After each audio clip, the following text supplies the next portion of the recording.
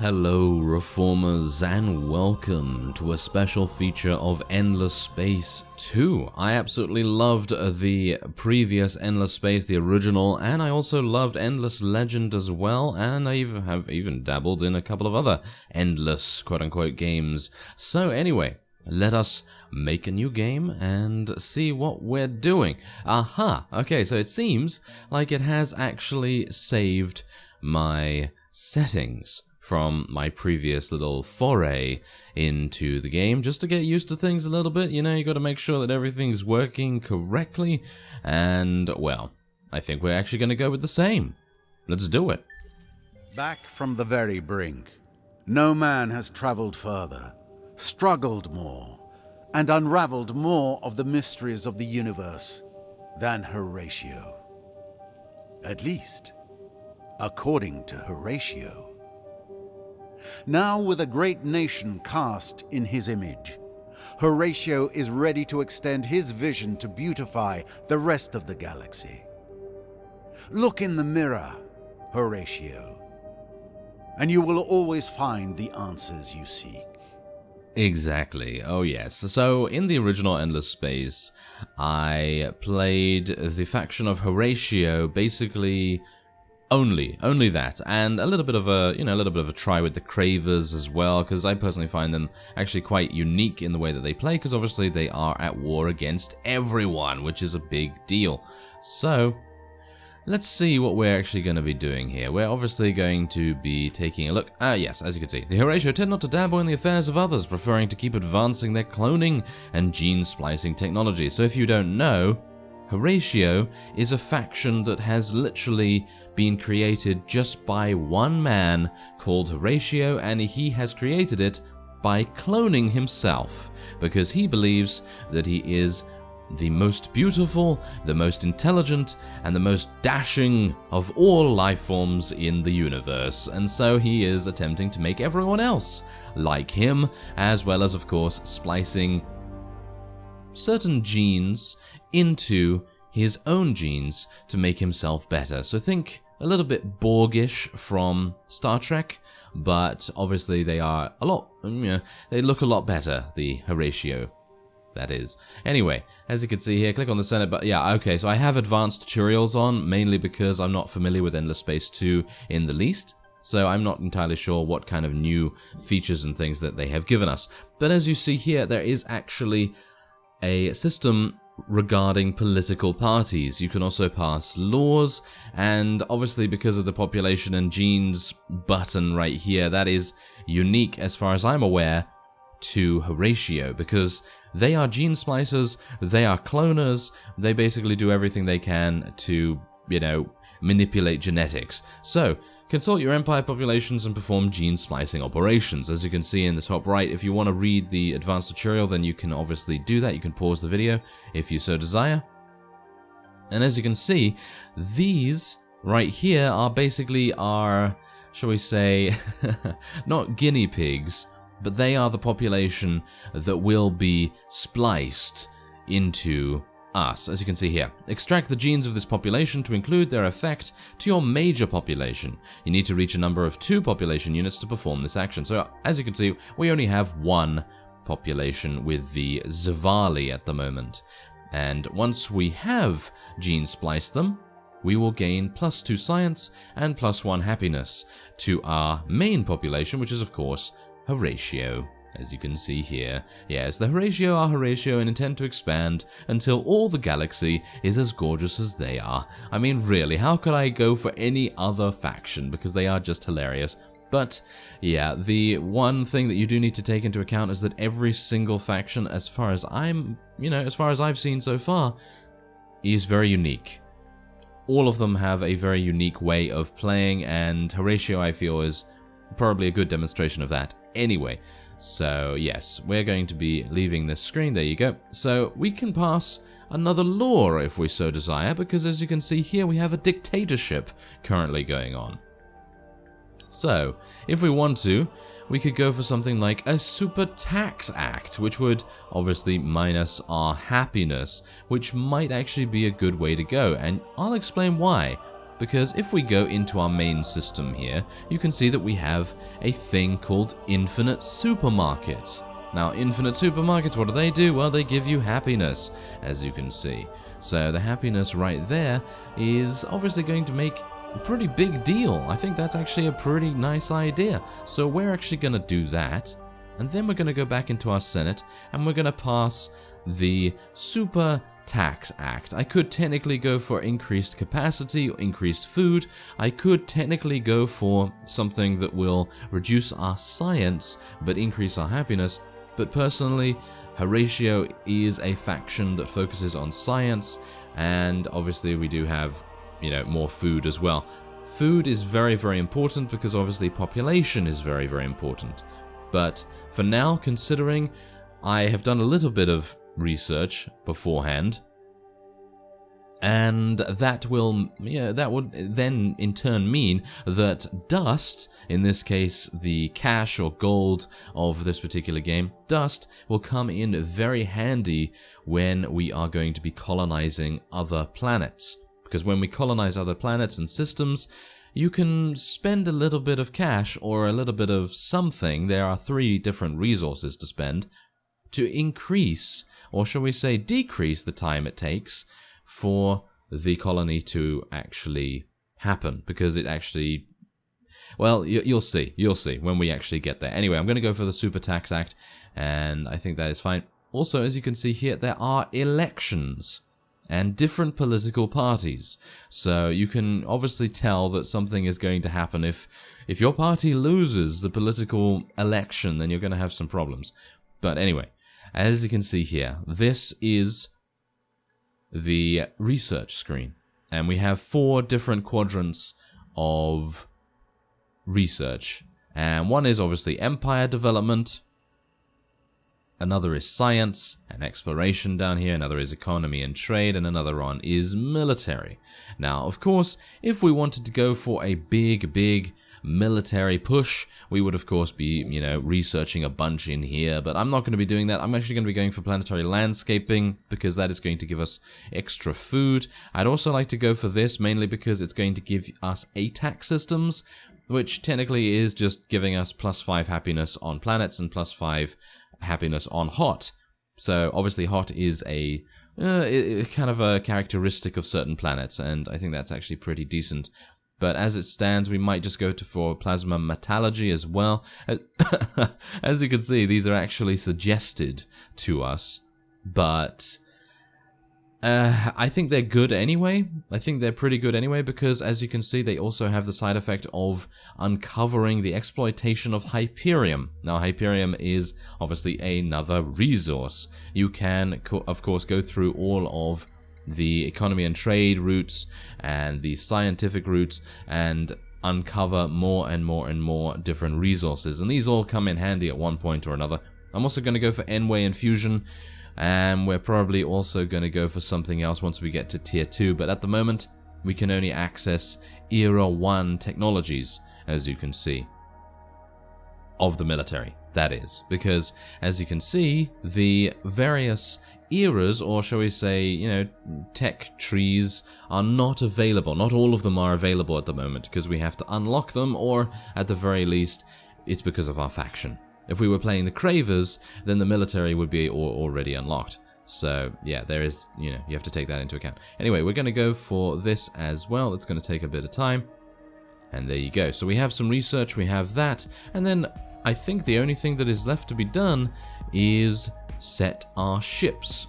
As with every Endless Space game, you're going to be starting, well, you're going to be starting with 2 ships. One is a colony ship, and the other one is a revealer or a scout in this case. And so what we're going to be doing is what we could do is launch probes, but I'm not going to do that. I personally feel like launching probes is kind of a waste at this point.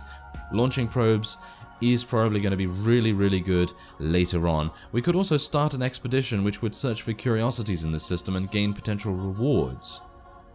I haven't done this before, so maybe we should do that. Let's do that first, shall we? Okay, so let's see. We could do it here or here. Low chances of a luxury resource deposit. What about some, no, high chances of anomalies. Yeah, I'm not entirely sure whether I really want to do that. It's just that these are really, really good planets, and I really want to colonize Idris 4, because Idris 4 is going to be really, really good for us. It's going to give us dust and science, which is exactly what we want to have, obviously. And, well, that's the thing. We currently don't really have a lot of science, so it would be quite nice to go for something like that. Okay, well, anyway, we're just going to go for auto-explore. That's usually what I do at the start of every Endless Space game, and that is, of course, to send my scouts out and, you know, do their thing. Did I just do something? Yeah, no, I didn't. Okay, that's absolutely fine. So we've already explored one system, and as you can see, there are no planets except gas giants. Really? Really? There's no planet? Wow, okay, that's pretty impressive. Okay, well, anyway, I'm gonna send the Beautifier, yeah, which is a colony ship, out somewhere. It's gonna go, obviously, and do something. It's gonna try and find, you know, something amazing for us. And as you can see, we also have heroes. So, yeah, these heroes can be assigned to fleets, or they can be assigned to systems. Now, as you can see, the particular hero in question has a pretty big labor skill. And they also have command as well, and wanderlust, focused on exploration, movement, and galaxy actions. Also wit. Well, personally, I like labor to go to a system, so we're going to just be assigning this guy to that planet, to our main planet, and he's going to help it to do things that we like. So otherwise, what we're also going to do is we're going to set a colonization on Idris 4, and that is going to create a colony there. Hopefully that's going to help us out quite a bit. And we're going to end the turn, so there you go. We're finally prepared to click the end turn button. Oh yes. Very much Civilization-esque, of course, but I don't know, I think I favor Endless Space quite a bit in comparison to Civilization. I know some people may be pretty irritated by that statement, but that's not saying that Civilization is a bad game. I'm just saying that I prefer this, mainly because I think I think the factions are actually very interesting, and they all seem to have very, very different ways of playing in comparison to Civilization, where, yes, there may be different factions, and they may have different ways of playing, but I feel like they don't differ that much. Maybe that's just me. Maybe that's my inexperience with the series. I mean, I've played a couple of 100 hours in Civilization, so I should know a little bit about it, but yeah, anyway, I personally like the endless, quote-unquote, sort of lore surrounding things, so I quite like that. Anyway, whoa, we have some dead systems around us, don't we? Look at that. Gonos? Gonos only has a huge gas-burning giant here, and technically, you can take this, but you're gonna need... Well, you're gonna need something. You're gonna need extreme atmospherics. Yeah, that's what you're gonna need to be able to research that. Also, what you can do is you can hold control and click to locate this technology in... Yeah, as you can see, in the research tree. It is very, very high up. You need to get to Era 3 to be able to do that, and that's pretty harsh. That's pretty harsh. So yeah, that's gonna take quite some time for us to do anything regarding that. We have also discovered the CRL 2688 black hole. Now this is absolutely amazing if you are wanting to increase your science, and I would very much like to try and colonize this. Actually, you can't colonize a black hole, obviously, but what you can do in Endless Space, similar to Civilization in a way, I suppose. So if you're more familiar with Civilization, then I hope this is somewhat accurate. But anyway, point is, these influence spheres right here, these circles right here, they increase over time, if you're familiar with Endless Space 1, and if you get that black hole encompassed in one of these influence spheres, then you're going to gain the bonus from it. So hopefully we're going to be able to do that if we can actually colonize something nearby to the black hole. That would be quite nice. Let's see if that's actually possible. It seems like the systems are very, very far away from it, so I guess we're just going to have to increase our influence some other way, perhaps. Who knows?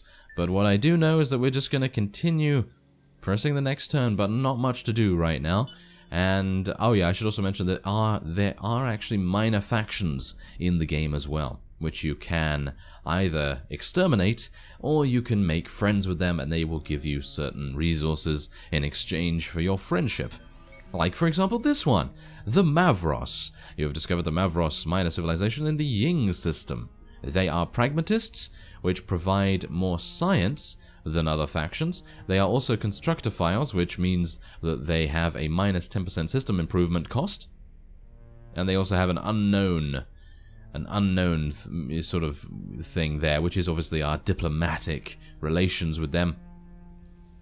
But yeah, hopefully we're going to be able to do something with them. So I could technically praise them if I so desire, because obviously I do have a couple of influence points. Now, Horatio is not particularly good at influence as far as I'm aware, so basically what I'm going to try and do is focus on science and the, well, basically development. So expansion and things like that. I know in the original Endless Space, Horatio had an ability to clone themselves. So basically what they could do is they could take certain heroes, like for example the hero that I already have assigned to my main system, my main planet, and you could clone him. You could actually clone him and then just, you know, keep on cloning and cloning and cloning and have that particular hero at every single system, which is actually really a massive advantage. It's really good. Anyway, we're going to praise these guys. We're going to get +2 to relations, I guess. I suppose. Something like that. Well, anyway, there you go. We're done with that. Yeah, so if we can get these guys to like us, then we might be able to get a nice science boost early on. We're getting some really, really nice money, mainly due to my super tax law, of course. Yes, super tax. Super tax, super tax. Yeah, it sounds like a song, doesn't it? It sounds like a song that we could definitely remix into some sort of amazing hit. Well, anyway. Yes, mostly everything is going fine so far. We obviously have planetary landscaping almost done. Our supermarkets are going to take 8 turns. Okay, so let me just say that I am not a big fan of the United Empire. Usually the United Empire is an extremely annoying faction to deal with, and I was kind of hesitant to even include them in this particular game because they are just that annoying. But anyway, there they are. They have sent out a scout ship, of course, and, well, they're reserved. We just met you. I know it's crazy, so call me maybe, yes?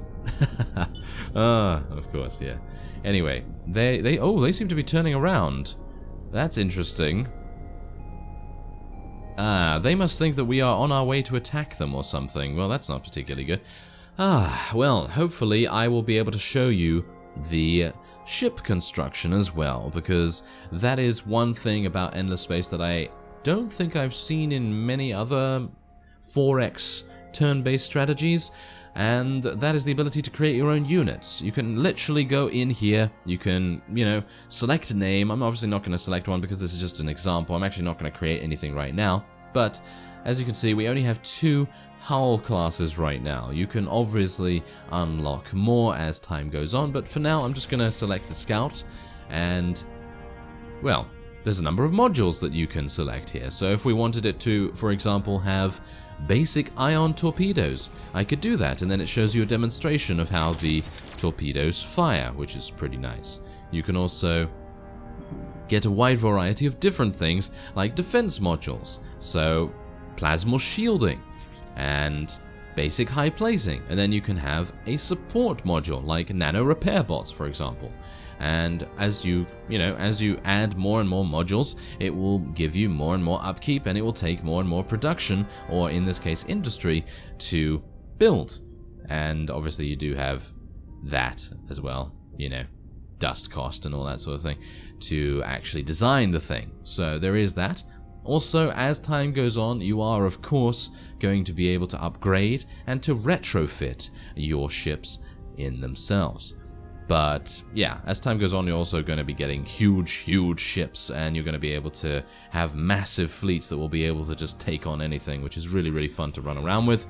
And we've now discovered the planet Rhea, which is the home of the United Empire. The first Mazari starships Mazari are actually a race in Endless Legend. I don't actually know whether you can play as them in this. I don't think you can. And as you can see, well, you can just read this if you so desire. The Empire feels that our interests are mutually aligned. Ah, is it? Okay, well, it seems like they might be quite friendly towards us then. Maybe. Yeah, as you can see, they give us a brief overview of the various planets in this system. Wow, they actually have some... Wow! What? They have some amazing planets. Oh, wow. They are really lucky. Medium ocean? Okay, well, medium toxic is not so good. But medium ocean, medium Terran, and huge lava, they are really nice. They are very, very nice, as you can see. I mean, just look at the industry that you get from there. Look at the food and the science. It's absolutely crazy. Wow. Okay, well, I'm a bit jealous now, aren't I? Yes, I am a bit jealous, because what do I have? Oh, well, I have okay ones. I mean, they're not amazingly good, but, well, I guess we're just going to have to do whatever it is we're going to do, and hopefully we'll be able to, you know, win out. Aha, so, yes, this is the quest system. I don't know whether Endless Space 1 had quests. I think they probably did, but I mostly ignored them for the most part. But in Endless Legend, that was a completely different thing. I actually did the quests quite often there, because that is a 100% certifiable way to win the game, actually, if you complete your faction's quest line. But as you see here, there's actually a really, really nice lore and story behind it. So, the three of us stood around that table, a spectacle for all Horatio to consume. Gorgeous, brilliant, and indistinguishable. The guards and attendants had one question only. Who was the original? I claim to be, of course, every bit as beautiful and as smart as either of the other two. That had to be the case, for we were the most perfect copies. Biological, psychological, and developmental. The most advanced cloning science of the galaxy could make. No scientific test existed that could tell us apart, each one of the three of us a microcosm of Horatio perfection. Yet only one was the real Horatio, Horatio Prime. I wondered what parents had brought that Horatio up, had developed that magnificent brain into what it was, and I wondered how Horatio managed to imprint that upbringing as if it was a technical issue, like replicating DNA. Can a thing from a test tube have daddy issues? We aligned ourselves with each other, Five and I, determined to avoid the fate of 1, 2, and 3. They had died in the lab once Horatio Prime realized what we were thinking. Subtly, we knew who was who, and he gave me his support when I claimed to be Horatio the original, Horatio Prime, the light. And so, I was crowned Emperor, the gorgeous leader of a gorgeous empire, and Prime was put in chains. But I know Five as well as he knows me, or Horatio himself. The minute he is out of my sight, he will scheme against me, as I, of course, will scheme against him, and as Horatio will scheme against both of us. Clones. They're so predictable. Yeah, so that is a very, very cool start to a quest, and if you're into the lore of the Endless Universe, then this is just absolutely fantastic. I actually really like it. Anyway, there are 3 different objectives. I'm probably going to be selecting Multiply, because that requires us to increase the Horatio population to 12. And that will give us a crafted nutrition plant, which is a unique improvement. So we're going to be doing that. There you go. Thank you. Alright, so that is something that we're obviously going to have to work on in the background. And for the most part right here, we're just going to... where is my colony ship, actually? Well, it's not even found something, has it? It hasn't found something that I can colonize. Can I colonize this down here? Ah, this is colonizable. And then medium savanna is actually very nice. So maybe we want to go and take that. Where is my colony ship? Oh, it's there. I don't know why it's going over there. Well, in the next turn, we're going to have to tell it to go back, because I'd very much like to colonize something that's reasonably close to our home system. Alright, so tell it to go back, please. Can you... am I telling it to go back? I actually don't know. It seems like it has to go all the way to the next system and then I can tell it to go back. That's a bit annoying, but, well, that's just how it is. Anyway, these guys are also pragmatists. So technically what we could do is start some negotiations. We could praise them and, you know, get a little bit of extra something something. And hopefully they're going to be, you know, pretty happy with us. As you can see. Where are they, actually? They're over here. Right, they're over here, so I don't really need to worry about them attacking us or something, because I believe the minor factions can attack, I think. I'm not entirely sure about that. I suppose we'll find out. I really much prefer to go over here if possible, but it's not allowing me to do that yet. Okay, Phaeton. Phaeton might actually be a better place to colonize. Let's have a look. Small savanna, large Arctic, huge Arctic, large ice, and small barren. They are all colonizable, which is very good. Ooh, lovely. The large Arctic might be nice, but I personally feel like going back for the medium savanna is probably going to be better because that gives us a little bit of food, and food is obviously necessary for us to be able to grow our population. And there's 2 medium savannas here, so that might be the way to go. Yep, think I'm probably going to do that. Okay, come on, beautifier. You're going to go back there. It's going to take 3 turns to get back there. How irritating. Well, never mind. It's absolutely fine. We'll have planetary landscaping done by that point as well, so I suppose that's just as good. Or I hope so, at the very least.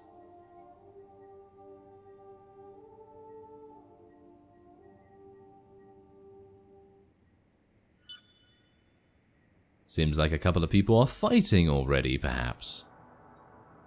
That's why it's taking a bit long for the turns to go. Anyway, there we are. We can now do a colony. I'm going to be colonizing Columba 1. Am I? Yeah, I guess. Why not?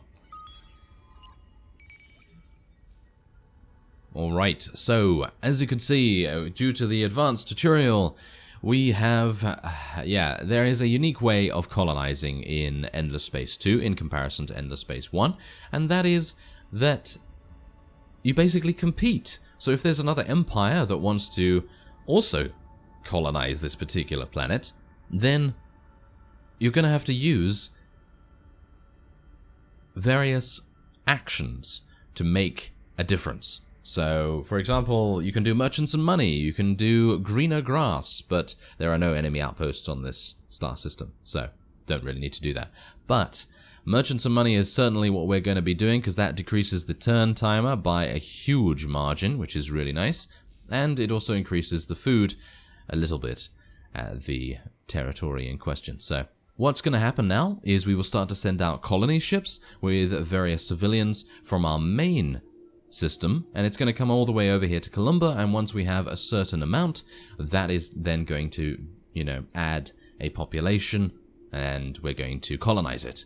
So hopefully we'll be successful relatively soon, and we have now successfully researched planetary landscaping, which gives us the intense cultivation improvement as well as sustainable farms, and yes, there you go. And it tells you, you know, the next research and all that sort of thing.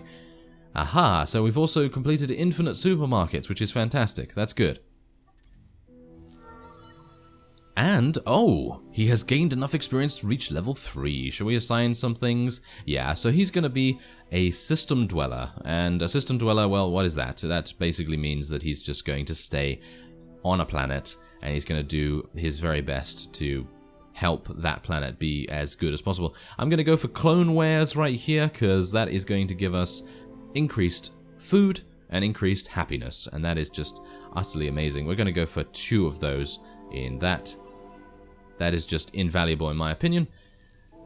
There we go. He also has a small ship as well, so if he wanted to go and fight some things, then I suppose he could. But anyway, I think that is a good place as any to stop, and if you would like to see more Endless Space, then please hit that like button, and obviously, you know, leave a comment telling me how much you like it, or how much you hate it, or whatever you'd like. But anyway, I thank you very much for watching, and I will see you next time.